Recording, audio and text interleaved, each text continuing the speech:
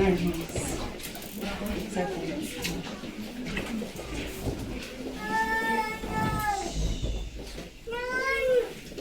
Eu gostaria de ler juntamente com os irmãos no Evangelho de João.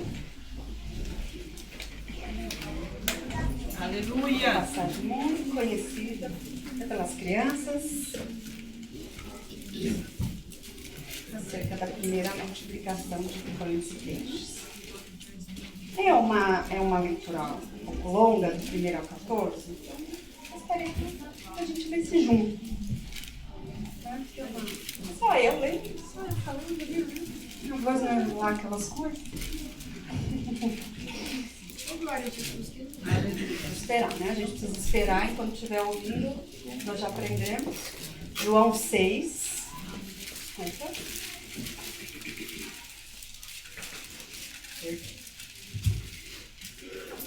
Desculpa.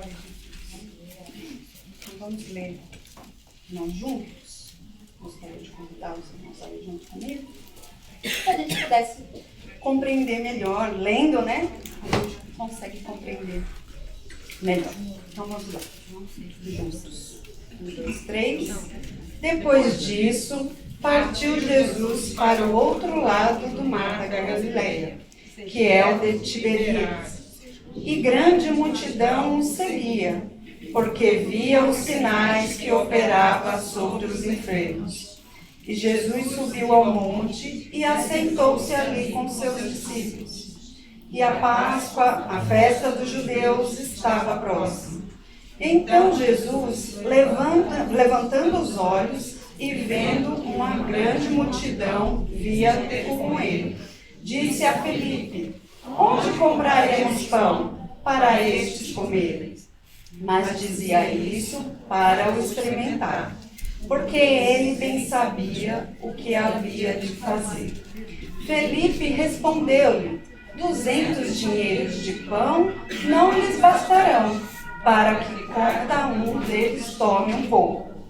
E um dos seus discípulos, André, irmão de Simão Pedro, disse: está aqui um rapaz que tem 5 pães de cevada e 2 peixinhos. Mas o que é isto para tantos? E disse Jesus: mandai assentar os homens. Estava naquele lugar. Assentaram-se, pois, os homens em número de quase 5.000. Jesus tomou os pães e, havendo dado graças, repartiu-os pelos discípulos, e os discípulos pelos que estavam assentados, e igualmente também os peixes, quanto eles queriam. E quando estavam saciados, disse aos seus discípulos: recolhei os pedaços que sobejaram, para que nada se perca. Recolheram, pois, e encheram 12 cestos de pedaços dos 5 pães de cevada que sobejaram ao que haviam comido. Vendo, pois, aqueles homens o milagre que Jesus tinha feito, diziam: este é verdadeiramente profeta que devia vir ao mundo.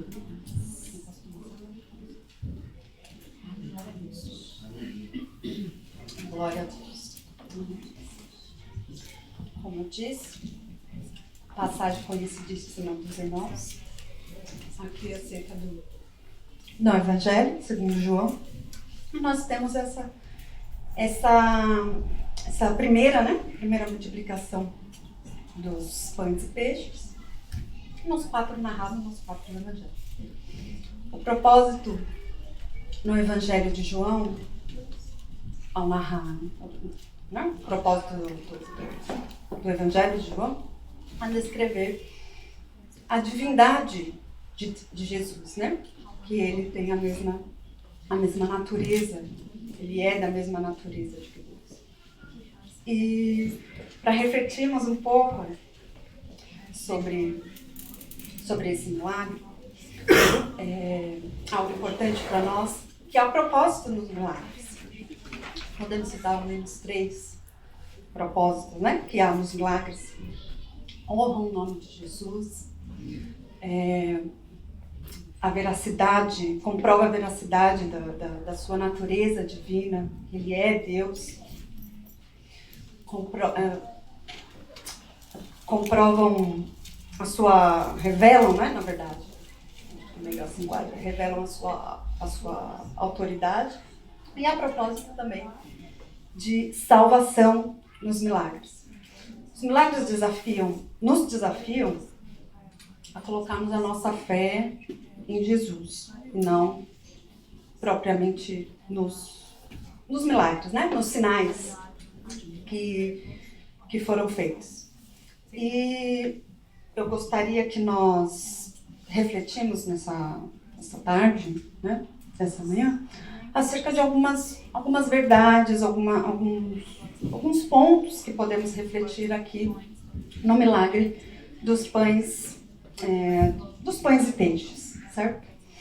E claro que para a gente entender logo no primeiro versículo, depois disso partiu Jesus, né? No primeiro versículo, a gente precisa entender o contexto. Ele não pode ser negligenciado, não podemos esquecer, né? Nos esquecer dele. O contexto na passagem aqui específica, Jesus está na região da Galileia e sai de Jerusalém, vai para a região da Galileia após ter feito declarações surpreendentes acerca de ser o Filho de Deus, acerca de estar em unidade com Deus, fez um milagre, né? Se a gente volta no capítulo 5, não vamos ler naturalmente, né? Uma leitura muito extensa, assim, para entendermos esse contexto, teremos que ler o capítulo 5. Jesus, ele cura o paralítico de Betesda e continua ensinando os seus discípulos, e isso faz essas declarações importantes ali, surpreendentes, acerca de ter a mesma natureza de Deus e ser o Filho de Deus. E os judeus os rejeitam e Jesus parte, então se retira com seus discípulos, vai para a região da Galileia, onde lemos aqui o milagre da multiplicação de peixes.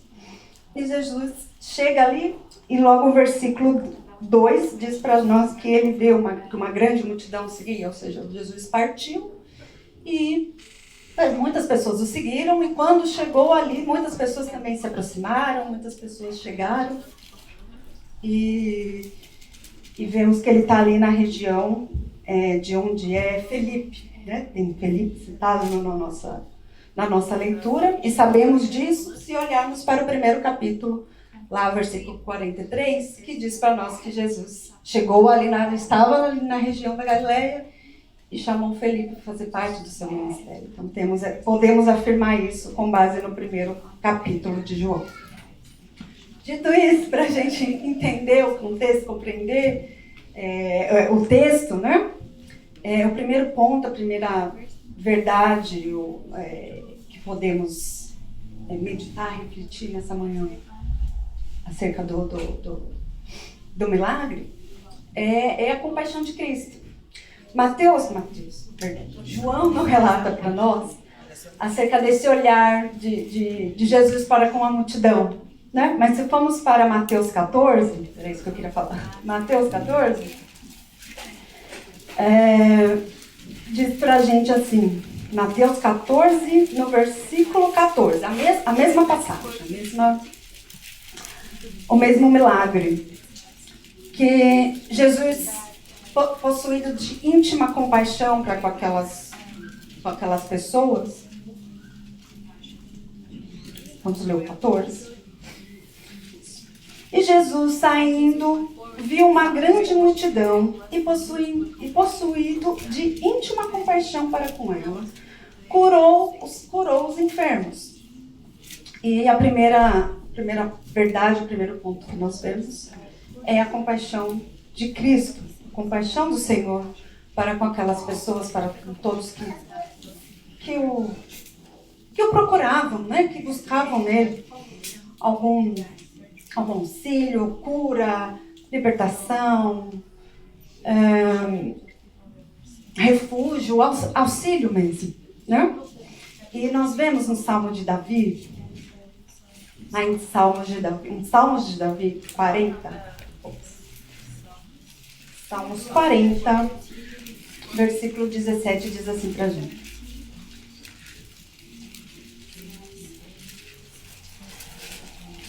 Diz para nós: eu sou pobre e necessitado, mas o Senhor cuida de mim. Tu és o meu auxílio e o meu libertador. Não te detenhas, ó meu Deus. Todos nós somos necessitados do amor do Senhor, do amor de Cristo. E todos, ainda que o Senhor sabia que estavam ali, pelo que Ele podia fazer, pelo que Ele podia oferecer, o Senhor teve íntima compaixão com aquelas pessoas. Não é mais do que empatia, é mais de compreender a necessidade do outro, mais do que se colocar no lugar do outro. Isso remete o Senhor desejou aliviar o sofrimento daquelas pessoas. É muito mais do que empatia, muito mais do que você perceber que o outro está em sofrimento, o outro precisa de um auxílio. O Senhor desejou aliviar os sofrimentos daquelas pessoas. E nós somos dependentes dele, ele deseja também nos auxiliar, né? Também deseja. Nós somos necessitados, irmãos do Senhor, necessitados do alívio, do auxílio, do refúgio, da segurança que temos nele. E as pessoas buscavam isso em Jesus. E por mais que ele soubesse que aquela multidão estava ali, ele se retira para ficar sós com seus discípulos. E é seguido por um número grande de pessoas. E mesmo que nós os buscamos, ele pode saciar, né, ou satisfazer as nossas necessidades, o Senhor tem compaixão de nós. O Senhor... e ainda acerca da compaixão de Cristo, o quanto o Senhor deseja nos aliviar, estar conosco. 1 Pedro 5. Vamos a 1 Pedro 5. Obrigada, Senhor Deus.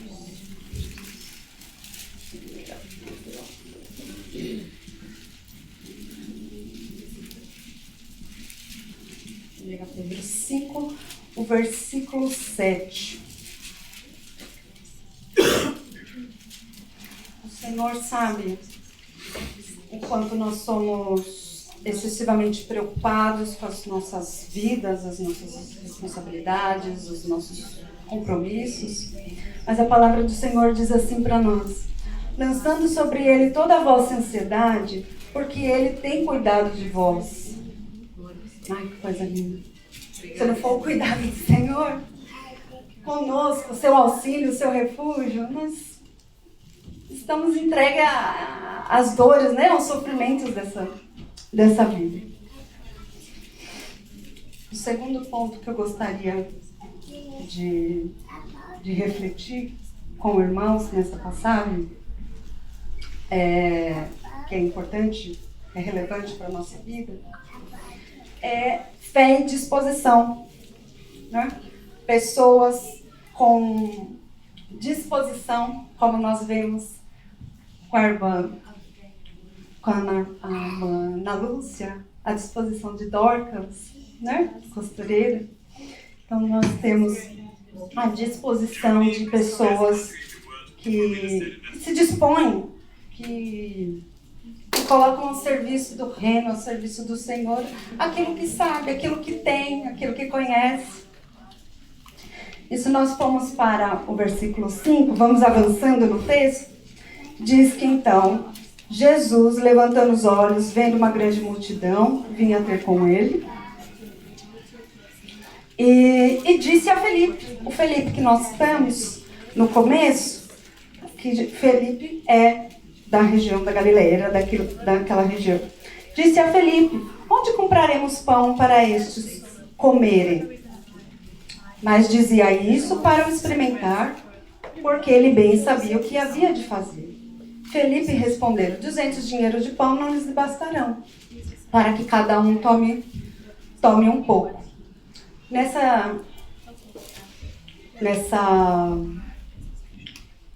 Nesse trecho, nós temos ali um detalhe que nós podemos perceber,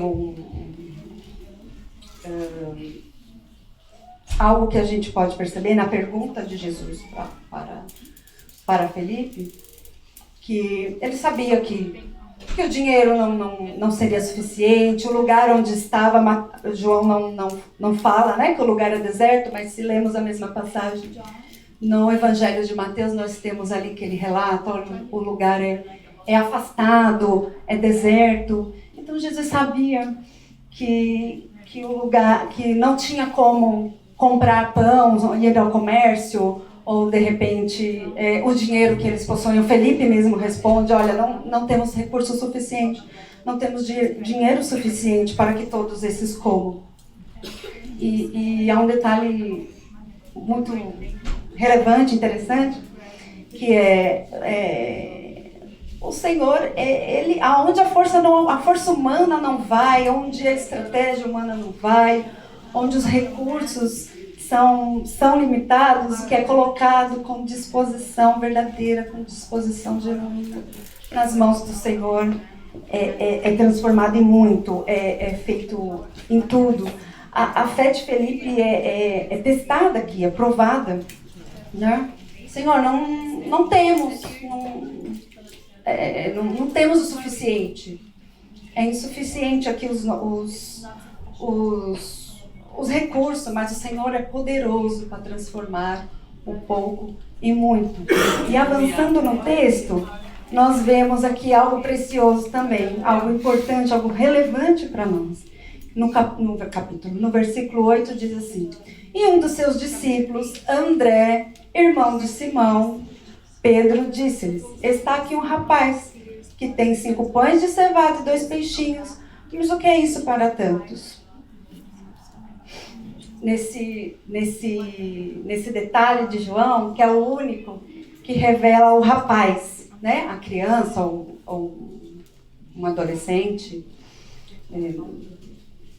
Na minha versão fala um rapaz, né? Que é conduzido por André, encontrado por André. O texto não diz se ele procurou, se o menino que chegou, mas diz que é conduzido por André até Jesus. E ele tem ali a disposição de Cristo, a disposição do Senhor, algo que possa ser abençoado, possa ser compartilhado com outros, está à disposição de Jesus para servir a outros. O relato é único, um detalhe que a gente pode perceber, importante para nós, pessoas com disposição de servir com o que tem, de servir com o que sabe a outros. A obra, com habilidade que possui, servindo a outras pessoas. Obrigado, Senhor Deus. Ainda assim, que seja... O que é isso para tantos, né? O que é isso para tantas pessoas, para tantas dificuldades, para tantos necessitados? É tudo em um ambiente de escassez, um ambiente de falta, de ausência, de falta de fé, em que há pessoas enfraquecidas, em que há pessoas desanimando, caindo ao meio do caminho, caminhando, tentando levantar. O que é isso para tantos? André fala: é tudo. Nas mãos do Senhor é tudo. Nas mãos de quem tem todo o poder é tudo. É transformado em muito. Obrigado. Aleluia. Ele não fala, né? Isso é mais para frente, mas ele é o pão da vida, ele é o essencial, ele é o primordial, ele é tudo na vida de quem não tem nada. E o Senhor tem para nós, né? Coloque-se à disposição de fazer aquilo que você sabe, aquilo que você tem, e você tem a palavra de Deus que é viva e eficaz. Eu não sei fazer nada. Você tem a palavra, Hebreus 4:12. Você tem a palavra que é viva e eficaz. Se coloque à disposição. Se coloca à disposição para fazer aquilo que precisa ser feito, aquilo que você pode fazer, ainda que o cenário é ruim, ainda que as condições são desfavoráveis, são de incerteza, são de insegurança. Senhor, eu não vou conseguir. Mas se coloque à disposição para servir a outros com o que você sabe, com o que você tem. E você tem a palavra que é eficaz. Ainda para nossa outro ponto relevante para nossa meditação é o discipulado, né? Pessoas que conduzem pessoas para perto de Cristo. Foi o que o André fez. Conduziu alguém para perto de Cristo, com o que tinha à disposição para Cristo transformar em muito, abençoar a vida de muitos, salvar a vida de muitos. A propósito de salvação também, nos milagres. Revelam o poder de Jesus, aonde a força não alcançou, aonde a inteligência, a estratégia, a ciência, os planos foram frustrados. O Senhor alcançou, o Senhor é poderoso para fazer, o Senhor faz, o Senhor pode e deseja fazer. Obrigada, Senhor Deus. E nós vemos alguém com disposição de levar até Cristo, outros a Cristo. Né? E numa outra passagem, em um outro momento, no capítulo 12, nós vemos esse André e Felipe com sua fé testada, que teve sua fé testada, que teve dúvidas, né, acerca de o que é isso para tantos, como que sacia tão pouco, pode ser muito na vida de quem não tem nada. No capítulo 12, lá no versículo 20, diz assim: ora, havia alguns gregos entre os que tinham subido a adorar no dia das festas. Estes, pois, dirigiram-se a Filipe, que era de Betsaida, da Galileia, e rogaram-lhe, dizendo: Senhor, queríamos ver o Jesus. Felipe foi dizê-lo a André, e então André e Felipe o disseram a Jesus. Pessoas com disposição para levar outros até Cristo. Pessoas dispostas a conduzir outros. E desejamos ver Jesus nessa passagem, né? Em específico. Desejamos ver Jesus. Eles não tiveram dúvida. Vamos a Jesus. Imediatamente foram a Jesus. Pessoas com disposição. Talvez nós não podemos compreender esse tão pouco, esse tão, aos nossos olhos, insuficiente, o que pode ser feito. Talvez nós nem vejamos os efeitos da obra, daquilo que estamos fazendo, daquilo que estamos nos dedicando na obra do Senhor. Talvez a gente nem veja, mas continue, irmão. Continue levando pessoas para perto de Cristo. Continue com disposição de conduzir pessoas para perto de Cristo. Para não dizer somente, desculpa se eu estiver muito rápida, perdão. Para não dizer somente Felipe e André conduziram.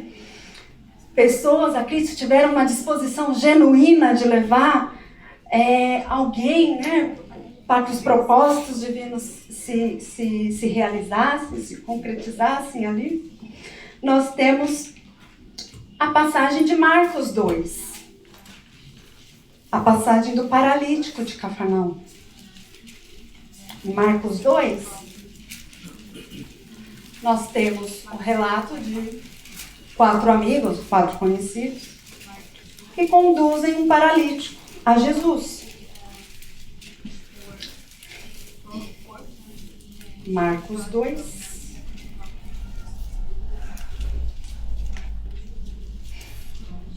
Diz no versículo 5.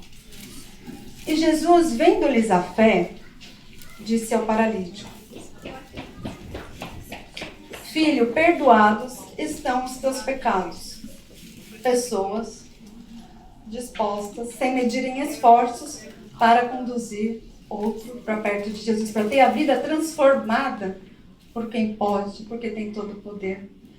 Amigos, pessoas que não se esforçaram, ou não mediram esforço, para conduzir um necessitado, quem precisa, aos pés de Jesus, ao encontro com Jesus, até a sua vida transformada por Jesus. Isso é importante para a gente lembrar. Não somos nós quem fazemos nada. Fazemos parte, mas não somos nós quem fazemos nada. Irmão, é Deus. É Deus quem traz para si a quem Ele quer um relacionamento com Ele. É Deus quem faz. Nós somos somente cooperadores de Deus, irmãos. É o Senhor quem traz para perto dele quem ele quer, quem Ele deseja, nem quem Ele não recebe. E desenvolve nele o que Ele deseja, desenvolve na pessoa o que Ele deseja. É Deus quem faz, irmãos. Nós não somos nada, nós não sabemos de nada. Mas se coloque à disposição. Caminhe com quem te leva para perto de Cristo. Caminhe para quem te leva aos pés do Senhor. Caminhe para quem te conduz a palavra, quem não mede esforço. Ainda que o cenário é ruim, ainda que as condições são difíceis, ainda que parece que ninguém está vendo. Caminhe com quem te leva para perto de Cristo, irmãos. Obrigada, Senhor. Que o Senhor possa nos ajudar a compreender de que forma nós podemos ser instrumentos de bênção na vida de outros, conduzir a outros à salvação, conduzir outros a permanecerem na fé, senão os que precisam, além dos que precisam ser salvos, que outros possam ser levantados, serem despertados, serem fortalecidos na fé, a permanecer. É o Senhor quem faz, irmãos. É o Senhor quem sustenta. É o Senhor quem levanta. É o Senhor quem capacita. Não desista daquilo que o Senhor te deu, daquilo que o Senhor te habilitou. Não é o quanto nós somos bons, o quanto nós somos corretos, fiéis, honestos. E não é sobre isso, irmão. É sobre o que Deus faz através de quem se coloca à disposição para servir com intenção verdadeira, com intenção genuína, com o coração disposto. Não que seja fácil, mas é o Senhor quem faz. Que fica a nossa meditação nesses dias. Que é o Senhor quem vai dando estratégia, quem vai operando, quem vai transformando, libertando, convencendo do que precisa. É o Senhor quem faz, irmãos. É Ele quem traz para si. No verso 11, oh Deus bendito, diz assim para nós: E Jesus tomou os pães e, havendo dado graças, repartiu-os pelos discípulos e os discípulos pelos que estavam sentados. Igualmente também os peixes, quando eles queriam. O Senhor pediu aos seus discípulos que organizassem as pessoas, os grupos. Muito obrigada. Que organizassem os grupos, as pessoas. E Ele deu graças e abençoou pelo recurso que chegou às suas mãos, com alguém com disposição de oferecer o que tinha para além da sua necessidade. Alguém que conduziu aquele menino até Jesus para que aquele milagre fosse realizado. E o Senhor faz isso. Deus conta conosco, irmãos. O Senhor faz os seus discípulos ali participantes daquele milagre, né? Revelando ali o seu poder, a sua autoridade, o seu poder criador, né? Diferente de todos os milagres de cura em que o Senhor operou. E dali vidas sendo abençoadas, mais de 5.000 vidas, além de homens, mulheres e crianças sendo abençoados através de um que se dispôs com o que tinha genuinamente a colocar o Senhor, através de quem levou a Jesus aquele menino. Irmão, ame vidas, ame pessoas, ame servir, mas servir genuinamente, servir verdadeiramente. E crendo no poder do Senhor, crendo que é o Senhor quem nos auxilia, quem cuida de nós com seu amor, com o seu cuidado que só Ele tem para nós. E nós temos os resultados, irmãos, de nos colocarmos verdadeiramente, genuinamente à disposição do Senhor, a conduzir pessoas, a nos dispor no que sabemos, no que podemos fazer. É a confissão, ou a declaração que temos no versículo 14. E diz assim para nós. Vendo, pois, aqueles homens, o milagre que Jesus tinha feito, diziam: este é verdadeiramente o profeta que devia vir ao mundo. Confessando a Jesus, Senhor. Confessando a Cristo, irmãos. É essa declaração que nós temos. Não somos nós que fazemos nada, é o Senhor quem faz e que usa instrumentos que se colocam à disposição de servir verdadeiramente. Que fique para a sua meditação esta reflexão desse dia, dessa tarde. E que o Senhor nos abençoe. Eu agradeço a oportunidade. Deus é bom, irmãos. Deus é bom. Eu agradeço a minha oportunidade no nome de Jesus.